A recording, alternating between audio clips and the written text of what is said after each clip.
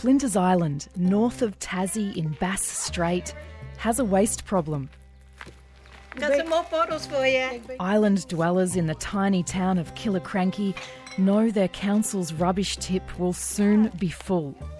Do you want to do it or you want me to do it? And so they're finding new ways to deal with recyclable materials, starting with glass bottles. Each bottle is churned by a special glass crushing machine. The bottle goes in, and then out the bottom of the machine, into a tub, falls the cullet. The sparkling recycled material is like sand.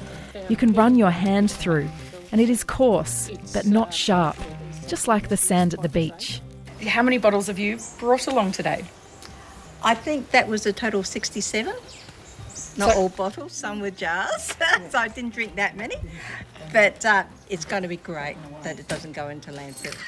In 1 year, around 6,000 bottles have been crushed and used around Flinders Island in all sorts of practical and fun ways. Well, this is the path has been laid with some of the glass crushing.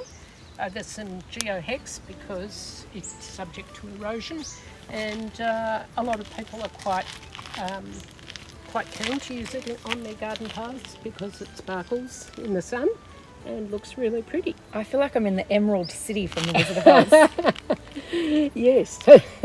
In an orchard tended by Anne Ray and Bronwyn Stubbs, the glass crushings are being added to soil where it helps water to penetrate the soil and even deters snails.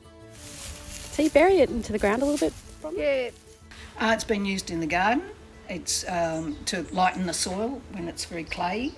For irrigation, under irrigation pipes, aggie pipes and that kind of thing. So it acts like a sand because that's where glass comes from, sand. Garden paths.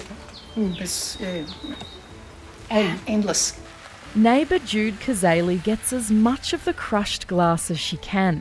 There aren't many potholes left in her driveway. Fine. You can see how fine it is. Well, it's slowly but surely my potholes are being filled. I've got a gravel drive which is using local gravel, and there's no doubt with a bit of traffic the potholes start to appear.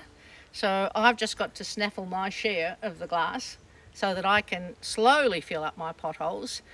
It's a very slow process because you have to.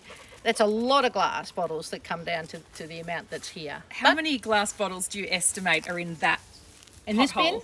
pothole? I can tell you that because that was probably 6 wine boxes, normal wine boxes, and a small wheelie bin full of bottles. The recycled glass cullet has even been used as an ingredient in concrete. I think it's probably about 1 part cullet, 2 to 3 parts sand and 1 part cement, and it really increases the strength of the cement, particularly the tensile strength.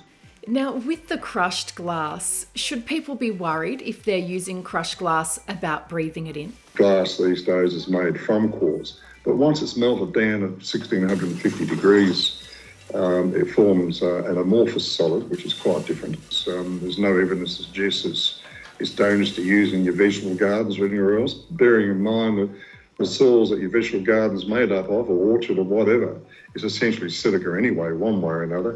In 6 months, Flinders Island rubbish tip will be full, but the council has a plan to divert glass and other wastes from landfill. But what this plan will do is to really sort of like go with the whole circular economy. Rubbish is not waste. Everything's got a value. So if something can be repaired, great, it'll get fixed. If it can't be repaired, anything that's of value will get stripped out of it. The glass recycling trial demonstrated by the community at Killiecrankie might only be small scale for now, but residents hope it won't stay that way for long.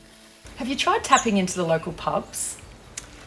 We haven't yet because this machine really requires a fair bit of individual effort to keep it going. We believe these kinds of machines are actually built for pubs and more remote places so they can get rid of their glass. So This was really a trial to see how it'd go, and we've been so happy with it.